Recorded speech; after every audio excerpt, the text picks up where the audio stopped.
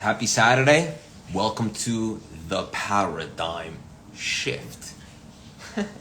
We got a very special treat for you guys today. We're going to be joined by Dr. Joe Vitale from The Secret shortly. First, my partner in crime, Big Dave, and then Eli, who wrote a great book about Kobe Bryant. Let's have some fun, guys. Let me know how you're feeling. It's Saturday. The vibes are high. We have a workshop at 11 a.m. with Coach Bert. If you guys want to come, text number at the bottom of the screen. And let's get this party started.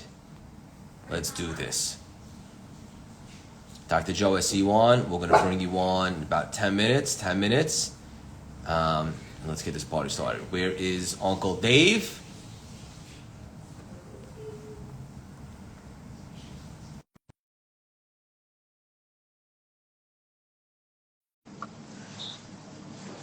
How you guys feeling today? What's on the agenda this weekend? What's been a win for the week so far? Let me know in the chats.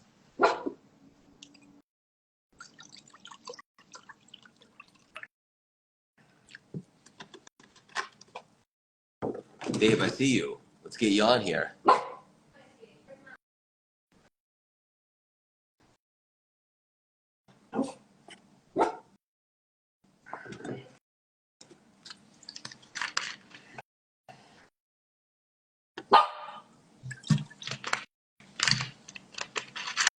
Dave, did you request? Boom. I see you. How many of you guys are coming to the workshop at 11 a.m. with Coach Bert and I? Let me know here in the comments.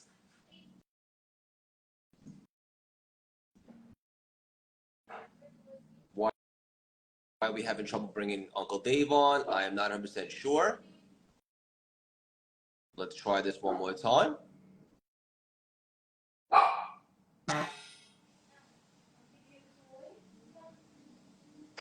There he is. What's going on, buddy? There was too much electricity, too much time. I've been emailing, texting, DMing here. I don't know what happened. We have a special treat today. First of all, it's great to see you. I love you. I was thinking about doing one more button on my shirt, and I said I can't let Uncle Dave down, and so I decided. Why are we dressed up so much early in the morning on Saturday? Yeah, I have a fun workshop I'm hosting with Coach Bert at 11 a.m. And I love Coach Bert. It's the best. I was in the mood. I don't know, look good, feel good. I was in the mood. All right, good. I know you do that sometimes. You wear a suit on stage. Yeah, every once in a while, yeah, or a jacket at least. How you doing, Uncle Dave? I am fired up, man. I dropped Miles off his playing golf with Justin this morning, and I was up early getting ready for. I got 10 cities in 14 days coming up before the Super Bowl, so it's going to be interesting. Yeah. I would expect nothing less. Of course. Yeah. Let's get started. You ready for me? I've been waiting for you, brother. It's Instagram that's holding us up. That's true. Okay. Quick question, and then I want to ask you one more, and then we'll bring on our guest. One of the things that you do a lot of is you consult with companies, and you get involved, and you help companies go to that next level and so forth. And I know a guy like you is in very high demand. You get approached all the time for your assistance, support, and network, and so forth. What is something that you look for in those particular situations that really has to grab you and excite you for you to want to get involved with a company like that? Well, because my mission is very simple, to make a lot of money, to help a lot of people, and have a lot of fun, I look for companies that are aligned with that same mission and are in a stage in order to effectuate that mission. So I can meet them where they're at so that I can be a profit center, because everything I do, I guarantee. I work month to month and guarantee being a profit center aligned with my mission and my timing and risk tolerance. And so, although we're blessed to have so many different requests, I have different buckets according to where people are at. So the majority of what I do is for free. Free Friday trainings, free lives, free Ask Me Anythings, free meetups, free VIP meetups even. And then I move people into that may have an earlier stage positioning into what I call group settings. So once again, getting together on our group, which I know you have implemented the same bucketing type of experience, and then one-on-one, and then business advisory. And so there's a place for everyone in my mission, but for business advisory, since those take more time and create more intimacy of my skills, my knowledge, and my desire. I am very clear on qualifying people on where they're at, on how much money they can make, how much and how many people they can help. And of course, don't do business with dicks. So I want to have fun working, and that is the deciding factor, because there's a lot of company that we can make money and help people with, but not everybody's aligned with your values. Beautifully said. And just because you could do something doesn't necessarily mean you should. Yeah, well, look, in that scrutiny is different from today than it was 10 years ago, right? I'm a realist. Sometimes in the feeding and bleeding chain, we have to take on opportunities that may not be as fun earlier on to build our business, build our reputation, amplify our message. But it's nice to be on the other side of the fence where, we can be very we can qualify at an extreme level now. Yeah, one of the cool lessons he told me is, well, now you can be more selective. But you got to earn and get there. I don't want to go 1 week without studying a little bit of the course, so I'll ask you a question while we bring on our first guest. Unless you regard an end as worth achieving, you will not devote yourself to the means by which it can be achieved. Yeah, look, there's a lot when, if we don't know what we want personally, experientially, giving and receiving in a trajectory of where we think we want to be or better, we're not going to get there. And we're not going to be able to find who we can help and who can help us in order to get there. Because the fastest way to get there is to find someone that's already there to give us directions and help other people get to where they want to be. It's that simple. And so many people miss the point that you need to know what you want each day, the trajectory of where you think you want to be, because then you can give meaning. You can find the light, the love, and the lessons in the setbacks, failures, mistakes, shortages, voids, obstacles, separation, defining moments, historical relevances that exist in an infinite past. And I think it's one of the simplest and easiest things that's missed by so many people. They wonder why they're not where they want to be, because they don't know where they want to be, and they haven't thought about, where do I want to be today, in that direction. I call it divine direction, because we're incapable with the outcomes that we see today of understanding or knowing how those outcomes are actually a divine direction of where we want to be. You're a smooth operator this morning, Uncle Dave. Well, you got dressed up for me, and we got a special guest. So, Yes. I got to bring it. I can't sleep in if I'm going to be on it on Saturday morning on the West Coast. And now I'm officially the third most handsome cat on this call. Welcome, Eli. Super pumped to have you. And also, for our audience that might not be familiar, do a deep dive, play catch up, check out all the awesome stuff he has going on.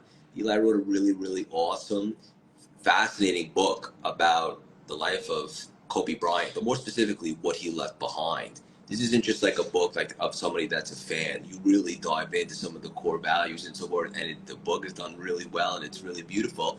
And what I love about it is it's not just for sports fans. It's for anybody that wants to understand that mentality and just the vibration that Kobe operated on. I wanted to ask you right away, brother, what about Kobe's story or his energy? What about him specifically really penetrated your soul that you felt called to write this book? Well, yeah. Thanks, Craig, for having me on. This is awesome. Good to see you, Dave, as well. And I think what penetrated my soul about Kobe, aside from being a huge Laker fan and growing up in LA and following Kobe Bryant's career, it was his death. And it was something similar to what was in the Reinvention Formula about this eulogy thing that you mentioned, where it's like, who would be at your funeral if you died? And when he died, the the amount of people that were so touched by his death was mind blowing, from presidents uh, to top singers to his own idol Michael Jordan giving the eulogy at his funeral was just like, wow. As much of a fan as I was of him, he touched people in and out of basketball in ways that are just shocked me, and that made me dive deep into okay, Kobe was more than just a great player. He was somebody who transcended sports and transcended, what he even sought to do as a child. And so I wanted to understand what made him tick, what allowed his death to touch people in so many deep ways. and that's when I went on this journey of understanding all the different tools and habits and life hacks that he developed, all these journeys and experiences that allowed him to harness the power of being your best self, and which really aligns with what's what you guys talk about every day, and and how do you reinvent yourself, how do you harness the power within you and become something you thought was ever possible. Yeah. Dave, I know you're fascinated with Kobe as well. Yeah, I've been blessed to be a Lakers fan ever since the Clippers left San Diego when I was 12 years old and a ball boy. And Sterling lied to me and said he was keeping the team in San Diego. So I was blessed to switch over into the world of Magic Johnson and then Kobe Bryant, two of my favorite people on earth. And living in Orange County and being around Kobe so many different ways, sharing my Laker seats with Diane Cannon right next to the bench when Kobe was finishing his career was probably one of the greatest things, because I got to see a different side of what I realized to be one of the greatest people that illustrates the common denominator of great. I'm blessed to have the billionaires, millionaires, and entrepreneurs, celebrities, athletes, and entertainers around me for my entire career since I've been with Lee Steinberg and beyond. But the common denominator is you have a desire that you must be what you can be. And I've never seen any athlete, and that includes LeBron and Michael, who illustrated, and Tiger, by the way, who illustrate this at an extraordinary level. But if you look at what Eli has written, the illustration of the desire that you must be what you can be, not what other people want you to be, not what's missing, not what you don't have in your life, but from the time he was a little boy, there's something inside of Kobe Bryant that says, I must be what I can be. I must enjoy the consistent, persistent pursuit of my potential. And he brought that out in his teammates. He brought it out in his community, and he brought it out in his family. And one of my favorite stories is we were working with Kobe before he passed on his book and what he was doing in China with the World Basketball Association. I love the fact that his daughter wanted to go to China with him. And he said, yeah, no problem. You just got to learn Chinese. And he made her learn Mandarin. And if that doesn't say and illustrate what is inherent in the greatest of the illustrations of the desire that you must be what you can be, not just the desire, but the activities every day that he did in order to incorporate being his best and his best self and his higher self, and illuminating the mistakes that he made along the way to be the best that he could be. So super excited about what Eli does. I share a passion about Kobe and the defining moments in his life and what he not only did himself, but if you really know Kobe, it's what he brought out in other people that made him so extraordinary. Yeah, and on that note, Eli, he had to learn that, right? Because in the beginning, he wasn't necessarily the best leader because he would make himself great. But then along his journey, he learned that if I want to go farther, I got to bring everybody with me. So he was able to develop that skill as well. Is that right, Eli? Yeah, it's a great point you bring up, Craig, because he said this, that at the beginning of his career, he thought the goal was to be the greatest player ever. And then over time he realized, no, the goal is to bring the best out of others. And he had to learn the hard way, as a lot of us do in life, to go from being insular and focusing on our own accolades and our own prestige to recognizing that the legacy that we should the legacy isn't just in how many points we score, it's in what everybody else does by being inspired by us. And that goes back to like why he was so revered by both his friends and his opponents and people who didn't even care about basketball, wanted something greater for everyone else. And when he died, you had all these stories come out from from various celebrities, from opponents, from mentees, talking about all the things that Kobe did that we didn't even know about that changed people's lives. And it's like, wait, he wasn't just scoring tons of points just for fun. He was doing all this other stuff behind the scenes that made him larger than life and that allowed him to live on through everybody else. And it reminds me of that part you mentioned in your book about the running the marathon. First, it was about yourself, personally. Oh, I want to get a better time, and then it was about your family and about suffering from cancer. And it's the same shift that a lot of us have to make to recognize how we can become truly what it means to be the greatest. What a beautiful analogy, right, Dave? And it's so true. And I remember Rudy Rudiger telling me a story about Kobe and Kobe's dad giving him Rudy. And at first he was looking at it going, dude, I'm one of the greatest basketball players right now. What am I going to learn from Rudy? And it became his favorite movie because he understood that legacy of Rudy Rudiger and the actual story of Rudy and what it meant to Kobe, which I really love, the humility that existed in Kobe, because a lot of people don't realize how much humility he had throughout his career as he went through his transformation and his transition of wanting to be the best basketball player compared to wanting to bring the best out of everyone around him, which made him the best basketball player. And, in the idea of humility lies so much that so many people cannot identify. And in that journey that he had of radical humility, of, like I said, not only knowing what he wanted, which was obvious, but who he could ask for help from and who he could help. And that who is a missing component in so many great people's lives. They know what they want. They're willing to do everything at every cost to do so, but they're not willing to ask for help. And more importantly, they're not willing to help others. Kobe Bryant absolutely asked for help from so many of the greats. And also, this would be the icon of Kobe, always reaching up to people he felt sat in a situation he wanted to be in, but always a hand behind him, pulling up a seat for people to sit next to him as well. So I'm super excited about anybody that's promoting the character and the essence of Kobe Bryant. Yeah, beautifully said. Eli, thank you so much for this. I want to encourage everybody to go grab it. You don't have to be a diehard sports fan or anything like But it that. helps. Yeah, it does help. Where, Eli, real quickly, where would you like everybody to grab it? And obviously, we'll throw it in the caption as well after we're Yeah, on. obviously you can just search for it on Amazon or just go to whatkobeLeftBehind.com. That'll also redirect to the Amazon listing. And that's the fastest way to find it and get inspired.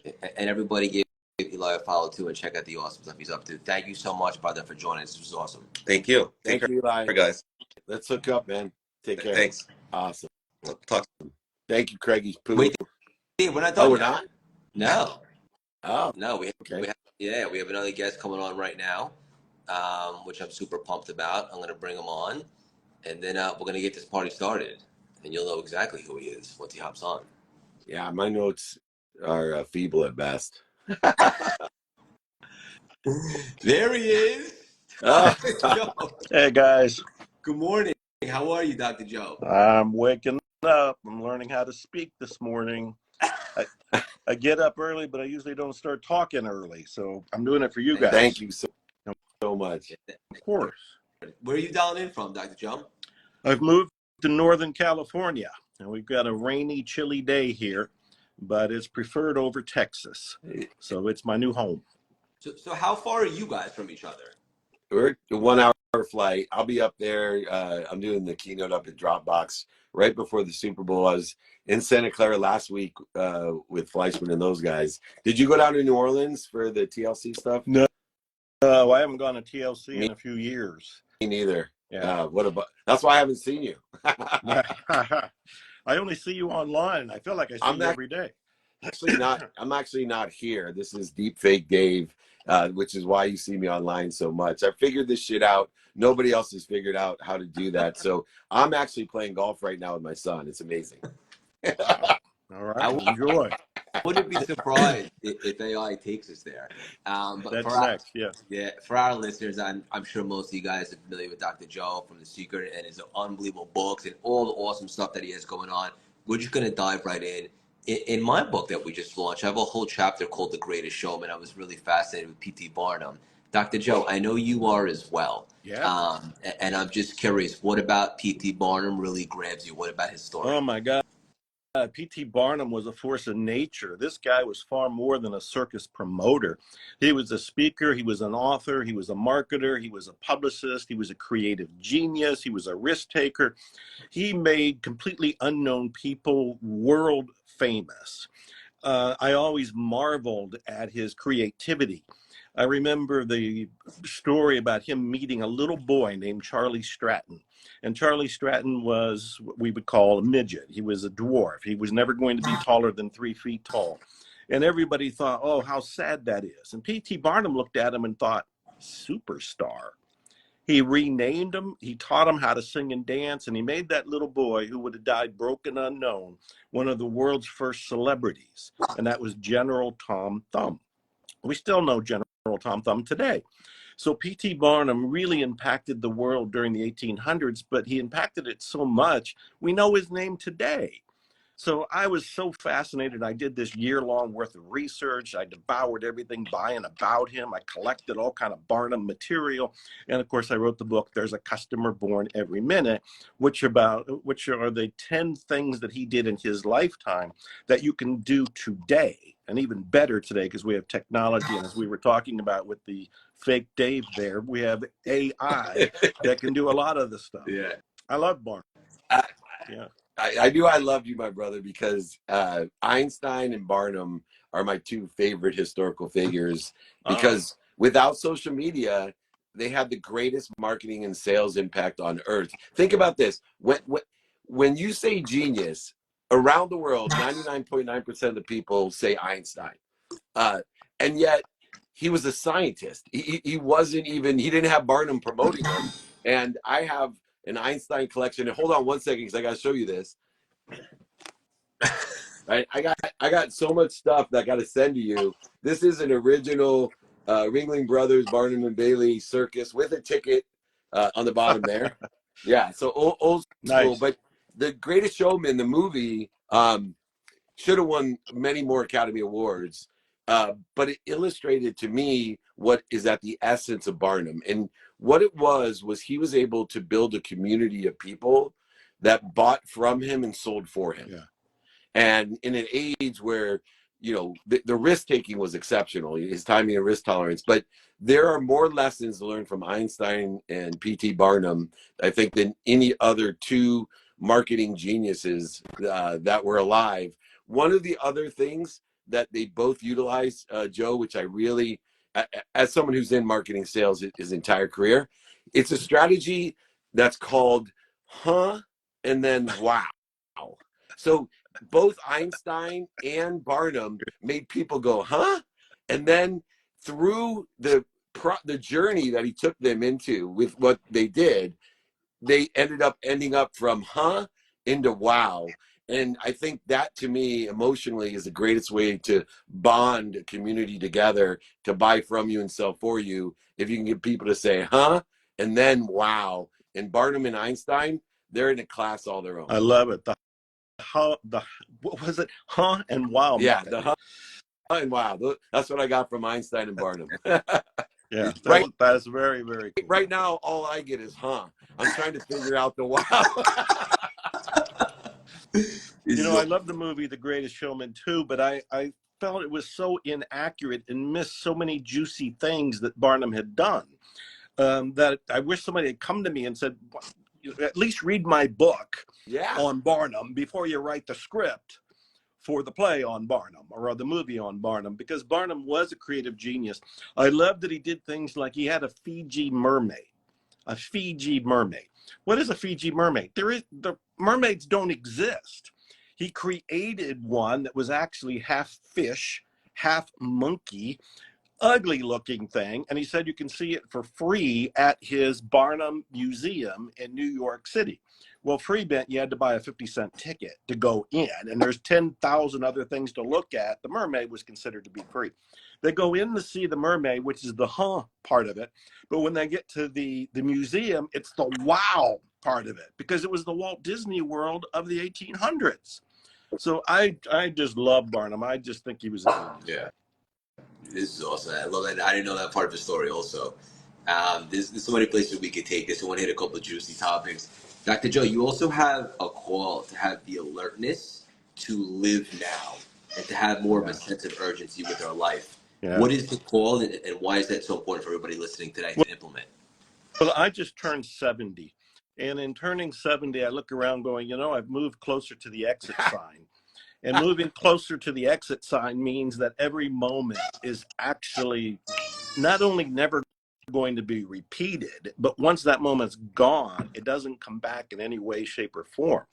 And if we got to get anything done, it's got to be now. I talk about the power of now in a couple different ways. One of them from a productivity standpoint. I've written 90 some books. I got 15 more books in me. I better write them because I don't know what the time limit is here. The other thing is I talk a lot about miracles, and one of the signs behind me says expect miracles. But I tell people that the real miracle is this moment. This moment is the miracle. The past, as juicy as it can be, we can talk about Barnum and Einstein and Edison and everybody else. They're dead. They're gone. All of that is gone. And we talk about the future. We talk about creating our future self and what are we going to do in the future. The future isn't here yet either. What we want to do is focus entirely on the moment with gratitude. Let me tell you something real quick. As I'm reflecting over my life, I've come up with 10 precepts. These 10 precepts are insights and I think wisdom about how life works. And the very first one is this concept, we're all snow. We're all snow. And what that means is we are going to melt. We are going to fade away. That tells us you better be grateful for this moment because that's all you have. And you better take action in this moment because there's no other place to take it. So this whole concept of this is snow is a reminder that everything you're looking at, you, me, the internet, all of this kind of stuff, it's got to melt and go away. There'll be new characters coming on Instagram and we'll fade off into the distance. We'll fade off into memory. And if we're lucky, somebody will talk about us like we're talking about Barnum and Edison. But it all has to happen now. Now. That's all we have.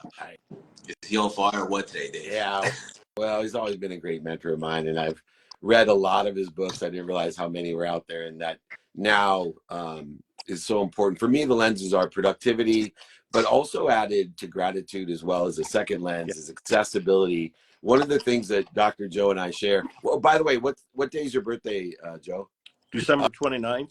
Okay, I'm January 11th. I thought we were close. So Capricorns at Right. best.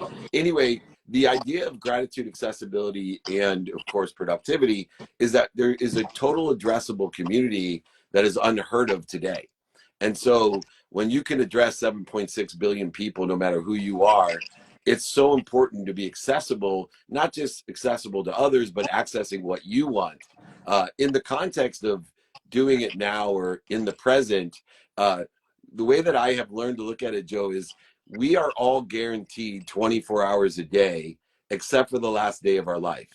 And I always say, if you're really blessed, you'll die in your sleep the last day of your life. So you almost get all of the hours in. Right. But even if you die at breakfast, you still, if you live your life with that guarantee in mind, with the lenses of productivity, accessibility, and gratitude, to know what's important to you and a trajectory of your future. But I think understanding too, the limitations that we put on today are 3 limitations that cause procrastination and a feeling of overwhelmed. 1, the meaning of the past. Like you said, too many people limit their today because of some meaning of the past that is not in alignment with where you want to be. Or 2, your self-image in the future. So you'll never overachieve your own self-image. So you limit yourself today because you have a limited self-image. And then why I study Einstein is that we are limited each day in the present by the 24 hours.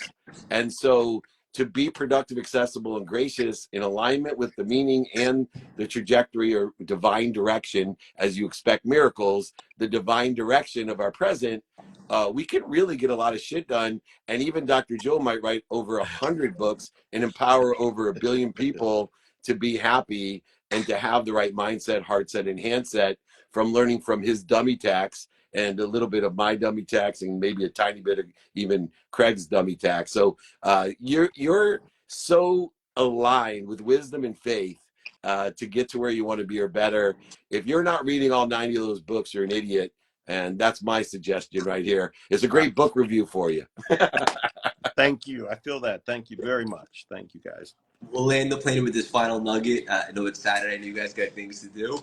Dr. Joe, one of the many things that you talk about it, and you wrote a book on it, maybe we could just give one takeaway or nugget that someone could apply today, is the simple concept that money loves speed.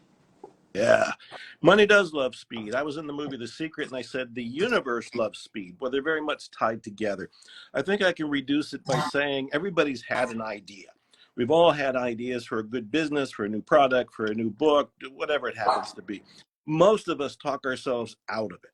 If we do get around to doing the idea down the road, we don't have the energy that came with the original birth of the idea.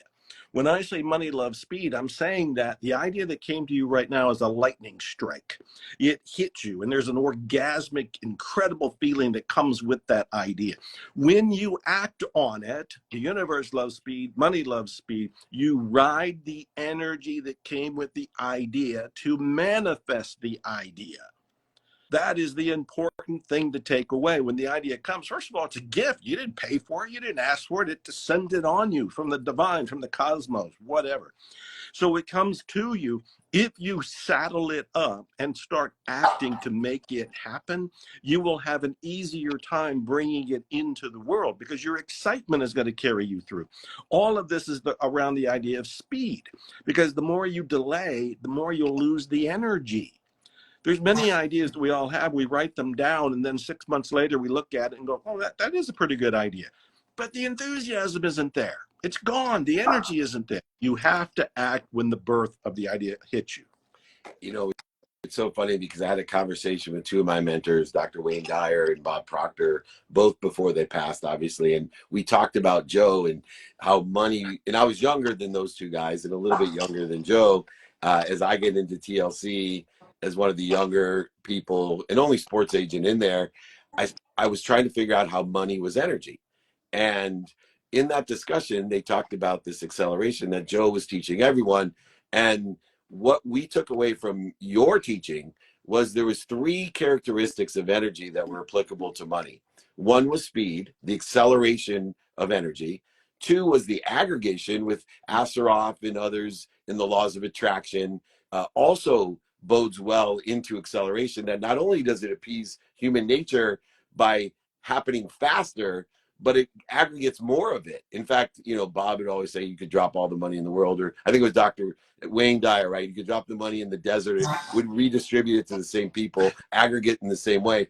And then the other one that comes along as a characteristic of energy, which you talk about, and it's my own vernacular, but money also provides, is a characteristic of energy, exponentiality, right?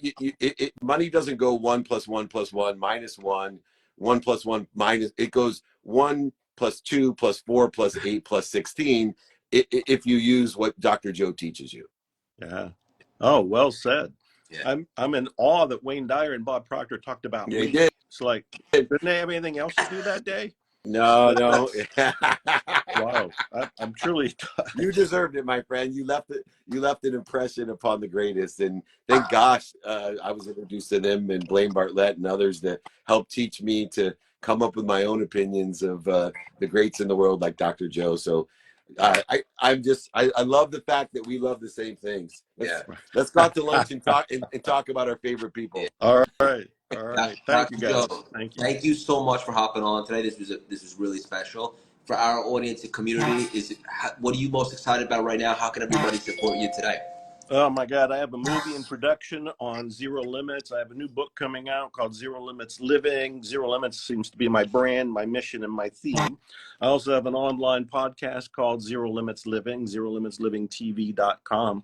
I got a special offer. People can spend $3 and get 3 of my biggest products. Just go to ZeroLimitsMethod.com, ZeroLimitsMethod.com.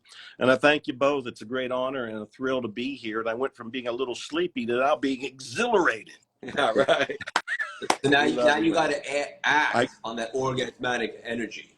I've heard about that action. Yeah. Yeah, exactly. It will be the best $3 you ever spend. Go to Zero Limits Methods. I promise you, this has been someone that I've studied for years, and a lot of people wonder how you get to where you want to be and how I've gotten to where I am today. And it's people like Dr. Joe that has taught me and allowed me to put my own energy and perspective into his great teachings. So thank you, my friend. Dr. Joe, Thank you both. Thank you both. Love you guys. Have a great weekend. Thank you so much for your residence. Awesome energy today. See you soon. Have a great weekend. Good luck Bye-bye. today. Bye-bye. Godspeed. Thank you. Love you guys. Bye-bye. Bye-bye. Guys, that was really special. I know you're already following Dr. Joe and so forth. You've probably seen The Secret a million times. Go check out the awesome stuff he has going on. If you guys want to hop on How to Reinvent Yourself and Package Your Purpose free workshop, you could join us right now in 7 minutes. Just text the number at the bottom of the screen, 917-634-3796. Thank you, Eli. Thank you, Dr. Joe, mentor and legend, and my partner in crime, Big Dave. Love you all. Let's have an unbelievable weekend, guys.